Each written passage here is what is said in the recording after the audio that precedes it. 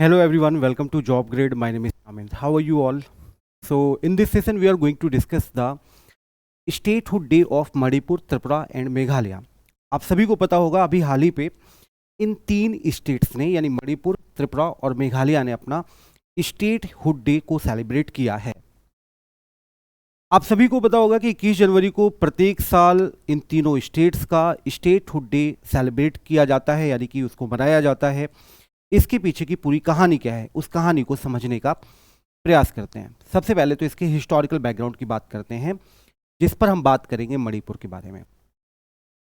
Pre 1947 यानी कि देश के आज़ादी के पहले Manipur was a princely state. Manipur एक प्रिंसली स्टेट हुआ करता था। वहाँ के रूलर हुआ करते थे बोधचंद्र सिंह। बोधचंद्र सिंह जब इंडिया इंडिपेंडेंट हो गया, चाइना मणिपुर पे अटैक करने लगा, वो उसको अपने अंदर शामिल करना चाहता था। इसी तरह की और भी तमाम तरह की समस्याएं आ रही थीं। जो भी बगल में बड़े प्रिंसली स्टेट थे वो भी मणिपुर को अपने अंडर पे लाना चाहते थे। बोधचंद्र सिंह के सामने एक सबसे बड़ी प्रॉब्लम थी कि आखिरकार क्या करें। अगर किसी तरफ भी नहीं जाते हैं तो हम यहाँ पे एटोनॉमस नहीं रह पाएंगे। ऐसे समय पे ख्याल आता है इंडिया का। अब जो वहाँ के रूलर है बोधचंद्र सिंह, वो इंडिया के पास आते हैं और इंडिया से कहते हैं हम यहाँ पर इंस्ट्रूमेंट ऑफ एक्सेशन साइन करना चाहते हैं। बहुत अच्छी बात थी भारत के लिए, क्योंकि भारत एक अखंड भारत की ओर बनने जा रहा था फिर से, जो कि अंग्रेजों के टाइम पे ब्रेक हो गया था। पर वहाँ पर इन्होंने एक ऐसी कंडीशन रख दी जो थोड़ा सा नॉट एक्सेप्टेबल थी। इन्होंने जम्मू कश्मीर वाली बात को दोहराने की कोशिश की, क्योंकि जम्मू कश्मीर का मुद्दा तो बाद में आता है, इसका मुद्दा पहले आता है। तो यहाँ पर आप ये भी बोल सकते हैं कि मणिपुर के ही मुद्दे को जम्मू कश्मीर के राजा हरि सिंह ने रिपीट कर दिया था। मुद्दा क्या था? मुद्दा यहाँ पर यह था कि हम इंस्ट्रूमेंट ऑफ एक्सेशन तो साइन करेंगे, पर हम अपनी एक अलग आइडेंटिटी रखेंगे, यानी कि जो मणिपुर होगा वो आपका एक एटोनॉमस स्टेट होगा। भारत जैसे कंट्री को ये कभी भी एक्सेप्टेबल ही नहीं था। 1948 पे पहली बार मणिपुर के अंदर इलेक्शन होता है।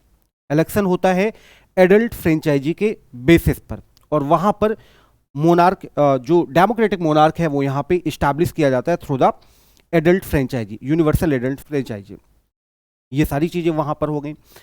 अब 1949 पे एक और मुद्दा निकल कर आता है। मुद्दा ये निकल कर आता है कि जब वहां पर लेजिस्लेटिव असेंबली है, तो जो वहां के रूलर हैं उन्होंने, बोधचंद्र सिंह ने बिना लेजिस्लेटिव असेंबली से कंसल्ट किए इंस्ट्रूमेंट ऑफ एक्सेशन कैसे साइन कर दिया। ये बहुत बड़ा गंभीर मुद्दा था। और सच बात भी थी कि जब आपके यहाँ प्रॉपर लेजिस्लेटिव असेंबली है तो आप without consulting the legislative assembly आप यहाँ पर किस तरीके से इंडिया पे शामिल हो सकते हैं। और वहाँ पर इस तरीके से जो लेजिस्लेटिव असेंबली है उसे डिजॉल्व कर दिया जाता है। और जब इसे डिजॉल्व कर दिया जाता है तो मणिपुर को सी स्टेट के अंदर यहां पर शामिल कर लिया जाता है। आखिरकार ये सी स्टेट क्या है? Part C state. C state क्या है? यानी कि ऐसा राज्य जिस पर गवर्न किया जाएगा प्रेसिडेंट ऑफ इंडिया के द्वारा। दूसरी बात, प्रेसिडेंट ऑफ इंडिया गवर्न तो करेंगे। अब इसका मतलब ये खुद नहीं है कि भारत के जो प्रेसिडेंट है वो जाकर मणिपुर में रूल इस्टेब्लिश करेंगे, ऐसा बिल्कुल नहीं है। कैसे करेंगे?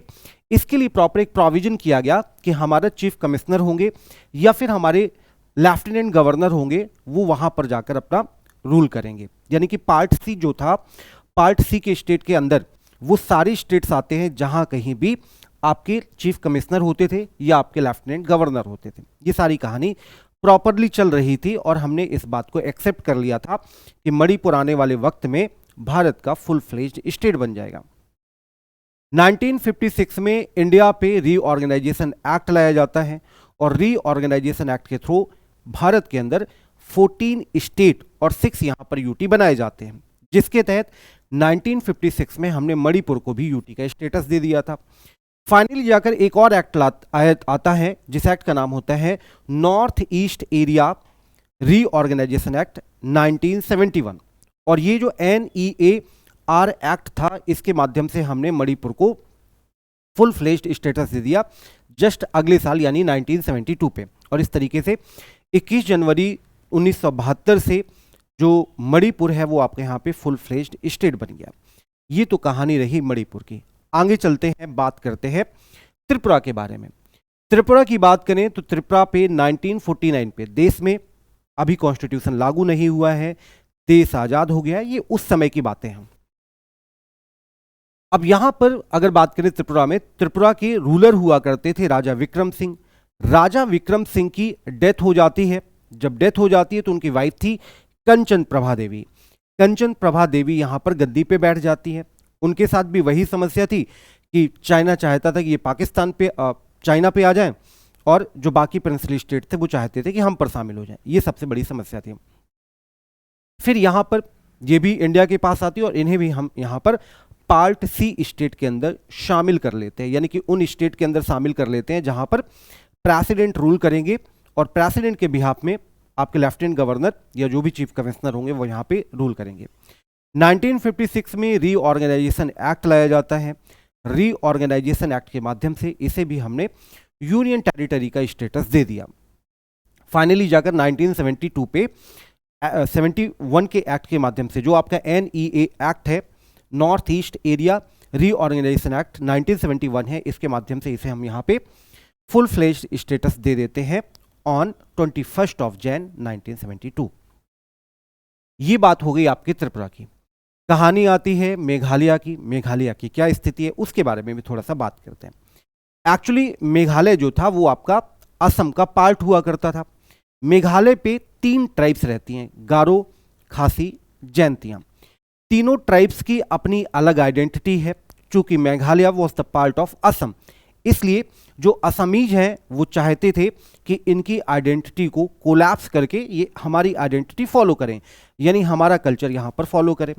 अब यहाँ पर जब ये सारी चीज़ें हो रही थी तो ऑब्वियस सी बात है कि इन तीनों ट्राइब्स ने, गारो, खासी, जैंतिया जो ट्राइब्स हैं, इन तीनों ट्राइब्स ने यहाँ पे डिमांड उठा दी कि हमें यहाँ पर एक एटोनॉमस स्टेट चाहिए।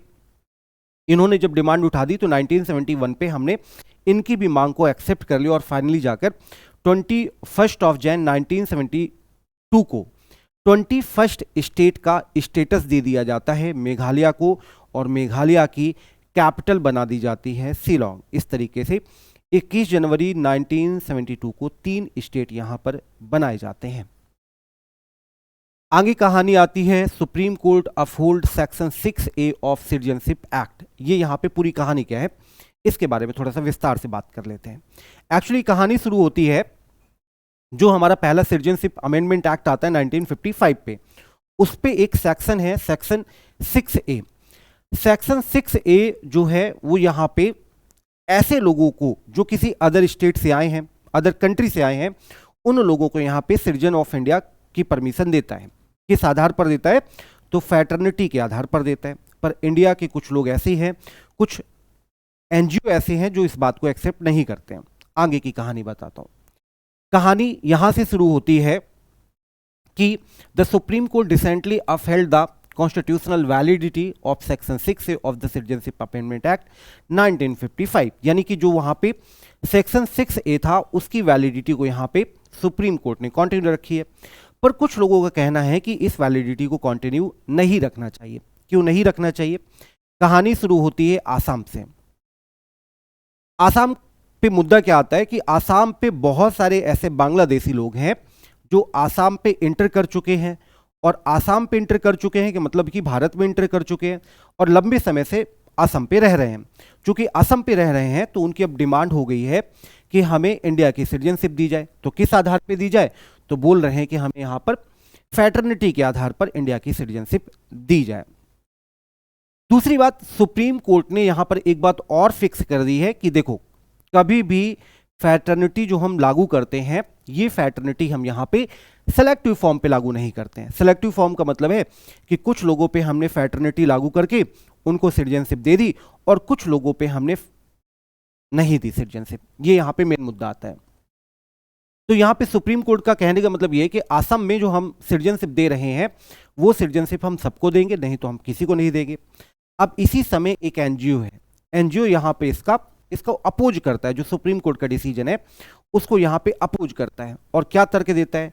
वो तर्क देता है कि भाई साहब देखो, अगर आप ऐसा कर देते हैं तो इसकी वजह से जो आसामीज हैं, आसामीज लोगों की अपनी जो आइडेंटिटी है वो यहाँ पे कोलैप्स हो जाएगी, वो यहाँ पे खतरे पे आ जाएगी, एंडेंजर्ड हो जाएगी।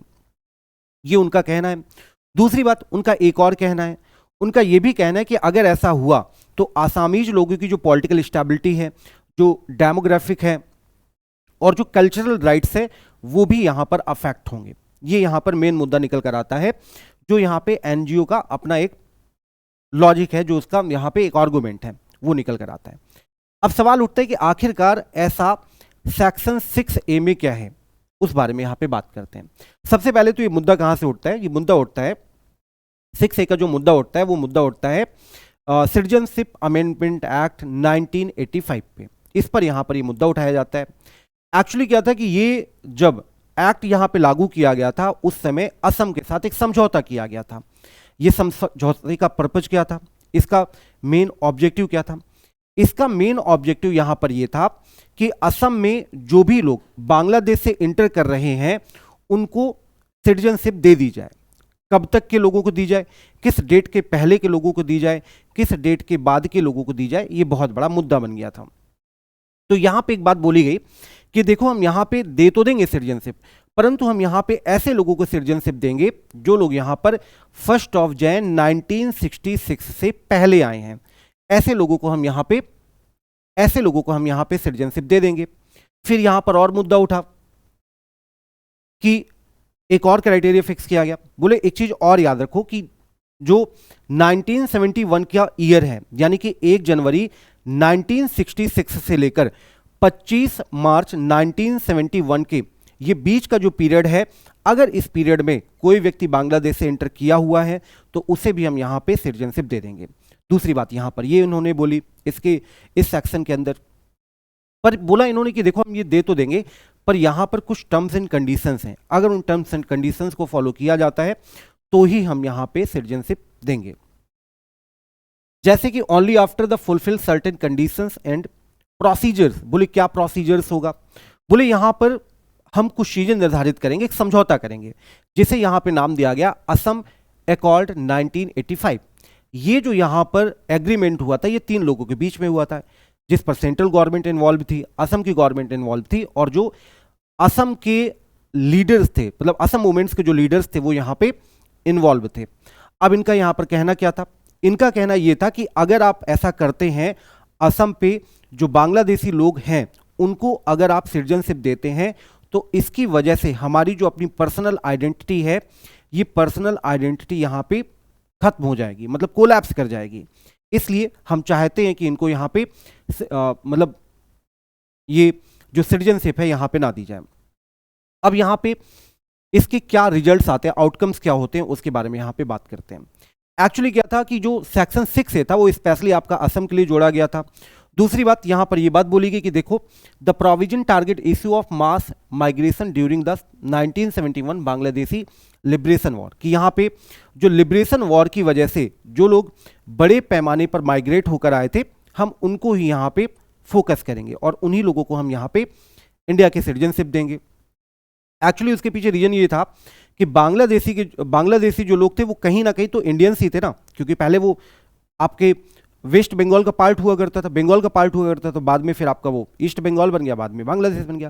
बोले ऐसे लोगों की हिफाजत करना हमारी जिम्मेदारी है, तो हम ऐसे लोगों को यहाँ पे नागरिकता देंगे। ये बात यहाँ पर बोली गई। दूसरी बात यहाँ पर एक बात और बोली गई कि अगर ये लोग यहाँ पर आते हैं तो इनके लिए कुछ डायरेक्शन यहाँ पर दिया जाएगा और अगर एक डेट फिक्स की जाएगी, अगर उस डेट पे ये लोग आते हैं तभी हम यहाँ पे उनको प्रॉपर एंट्री देंगे, तभी हम उनको यहाँ पे सिटीजनशिप देंगे। यही यहाँ पे फिक्स किया गया कि who entered Assam after the 25 March 1971 the date marking the beginning of Bangladeshi creation, कि मतलब ये जो डेट होगी ये वो डेट होगी जब यहाँ पे बांग्लादेश का क्रिएशन होता है, यानी कि 25 मार्च 1971। उसके पहले ही हम लोगों को यहाँ पे, उसके पहले के लोगों को हम यहाँ पे सिटीजनशिप देंगे। तो ये आपका यहाँ पे प्रोविजन किया गया। इस क्लास का जो पीडीएफ है वो आपको हमारे टेलीग्राम चैनल पर मिलेगा। हमारा टेलीग्राम चैनल है जॉब ग्रेड IAS, और इसके अलावा जो भी करंट से रिलेटेड पीडीएफ है वो सारी पीडीएफ आपको यहाँ पर मिलती रहेंगी। इसके अलावा इन प्लेटफॉर्म्स के माध्यम से आप हमारे साथ यहाँ पर जुड़ सकते हैं। ये सीरीज आपके स्पेशली UPSC CSE 2025 के लिए चलाई जा रही है ताकि मैक्सिमम करंट अफेयर को आपको कवर कराया जा सके, आप अपने एग्जाम में अच्छा स्कोर कर सकें। इसी तरह के और भी इवेंट्स आपके लिए लाता रहूँगा। ज्वाइन करने के लिए थैंक यू सो मच। जुड़े रहें जॉब ग्रेड IAS के साथ।